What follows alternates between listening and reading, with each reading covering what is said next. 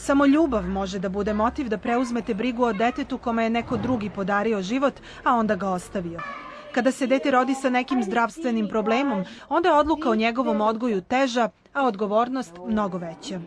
Daleko od toga da je jednostavno, čovjek treba da proceni prvo svoje motive, te cela porodica potpuno mora da bude uključena u to i cela porodica svoj život izvrne na glavačke. To ne može da se radi za novac. Svi mi govore u razredu šta mu je ovo na umu.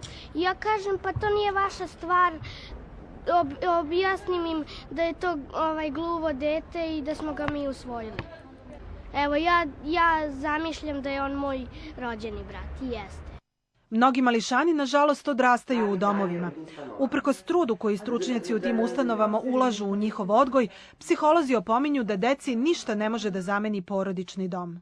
Sva ta deca bolje će napredovati i razviti svoje neke sposobnosti koje im nedostaju ili neku edukaciju dobiti u okviru svoje porodice, u radu sa svojom porodicom, nego u nekoj ustanovi, zato što je porodična sredina jako podsticajna za tu decu i to je njihova prirodna neka sredina.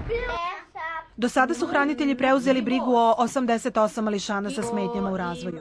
Korak napred ka jednakim mogućnostima za svu decu su programi obuke za brigu o deci sa Downovim sindromom, umerenom retardacijom, bebama i za urgentno zbrinjavanje dece u kriznim situacijama.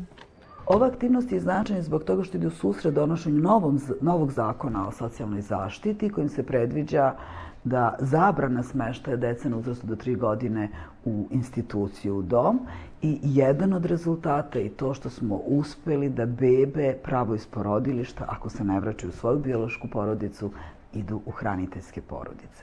Još 20 mališana iz doma u Zvečanskoj 7 priprema se za odlazak u hraniteljsku porodicu. Priča time nije završena. Vrtići, škole, dnevni boravci moraju da budu dostupni deci i roditeljima, a o tome treba da brine država.